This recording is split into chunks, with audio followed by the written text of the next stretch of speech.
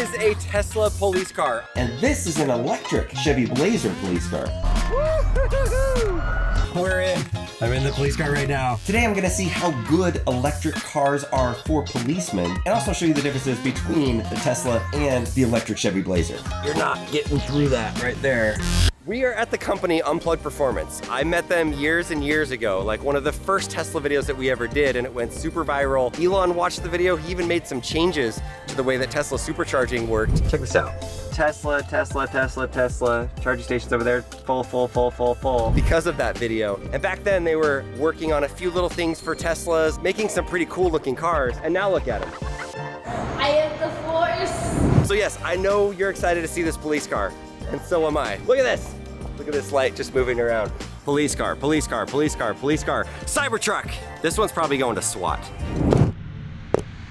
Look at the tint back here. Dark as can be, of course. The classic Unplugged Performance spoiler on here so that it can be more aerodynamic and it just looks meaner. Look at that. One of the first things you notice that's different is this bar in the front, so you can ram cars or come up behind them and hit them and gently nudge them so they stop. Remember, this is a police car that's been used a lot. And I don't know if they've cleaned inside of here. I'm gonna shut the door on myself. We're in. I'm in the police car right now. And this is meant to only have one prisoner. There's some holes, the glass right here. This looks like a roll bar. Does this provide any type of roll cage protection? Basically, unintended consequence of just the partition that houses the rear guest, if you will. Yeah. Looks like your warrants are clear. You're free. Yes. There you go. I'm out.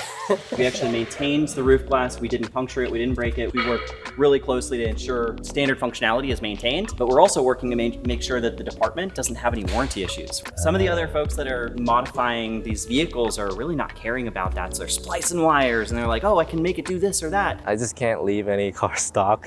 We're obviously not gonna do that. We wanna add to their design and enhance their design, not change it. I mean, look at these tires. They even say on it, sworn to protect. And those are fitted onto a really over-engineered upfit forged wheel. This wheel is designed to be a little bit narrower for aerodynamics and super strong. And behind, you see a little sliver of it there.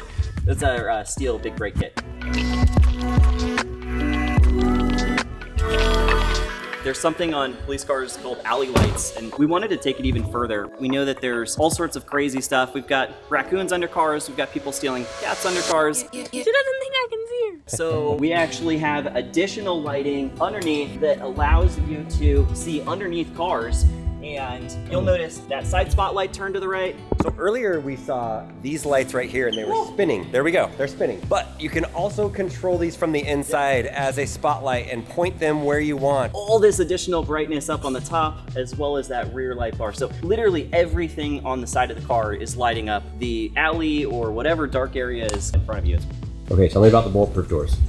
NIJ3 ballistic panel. The layman there is that that'll resist a 9mm bullet or similar.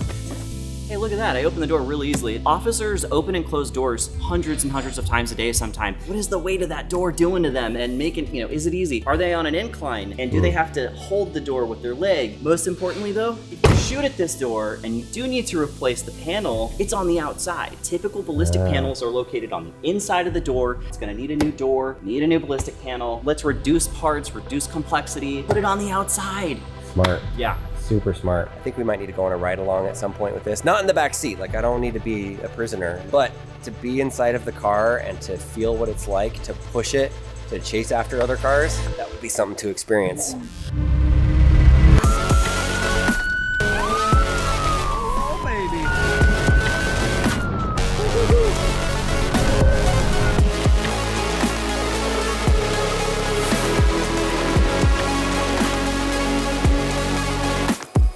Behind me are electric police cars. This is the police car of the future. Think about how nice it would be to have an electric police car.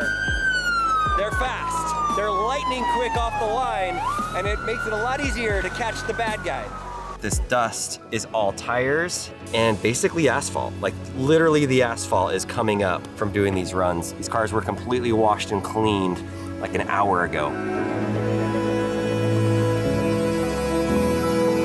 So one big plus for the Unplugged Performance Tesla Model Y police car over the GM car is that it comes standard with a bulletproof door on it, where GM does not provide that when they make these cars and sell them. I know it sounds like a little thing. There's a lot of bullets. My friend Zach has done a bulletproof test with his Cybertruck. Since nothing is actually bulletproof, there's always going to be a bigger bullet. But today we're going to see scientifically where that line gets drawn.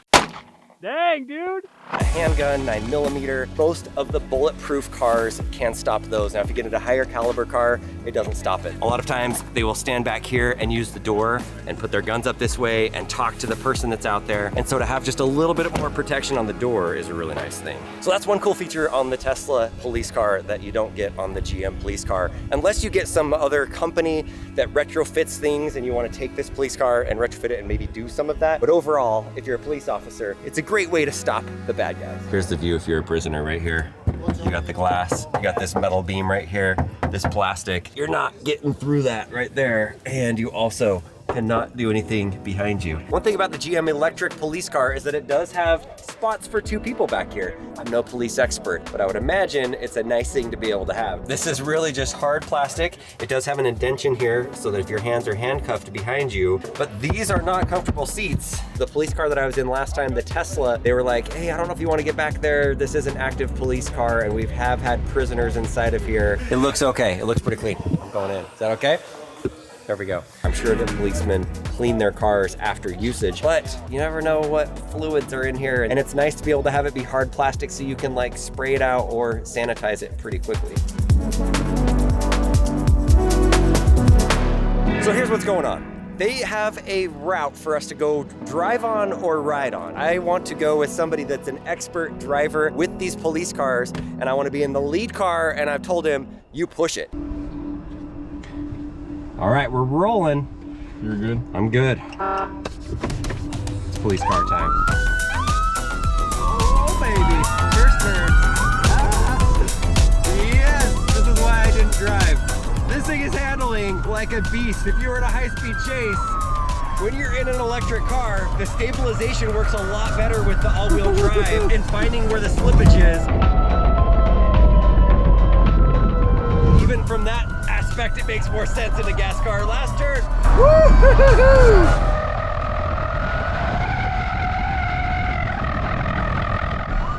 Woo! Wow, you guys kept up. I'm impressed. We were pushing it. That was insane. That's how we do it. Oh, okay.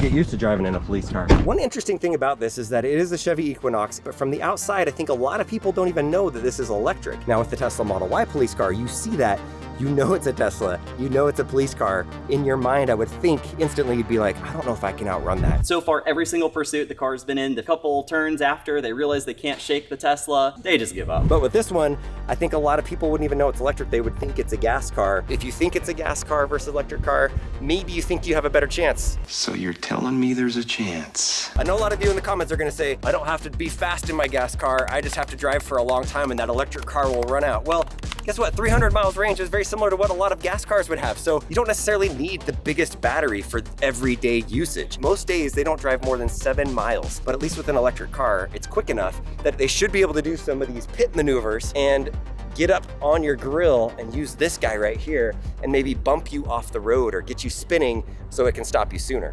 Police cars are really fun, but this is the car that I would be driving every day. This is a Chevy Equinox. This is under $30,000. One of the things I really like about it is look at the handle. It looks like the Rivian handle. Really sleek, really good design. It's just out there for you. Pull on it, open it up. Looks just like the police car, except no police stuff. Oh my gosh, they're just coming at me. My heart is still racing. That was really fun. 1 hour later. I am in Detroit driving the Chevy Equinox, and today is the first time they've let press drive this car that's out now. They're releasing them. I might as well give you some ride impressions. It is less than $30,000 for the lowest variant with the $7,500 tax credit. It gets over 315 miles on one charge. The Super Cruise, I really love driving that on the highway. It is in some ways better than the Tesla Autopilot in the way that it navigates like a human when it changes lanes. In some ways it's not as good that not all the roads are mapped out. Equinox brand has been around for a long time, but it's a good looking electric car. And if you're a mom driving your kids around, I think for the price and the things that it does, really comfortable ride, good suspension, good wheels, and I think it could be a really good car. So there you go. There's my ride impressions.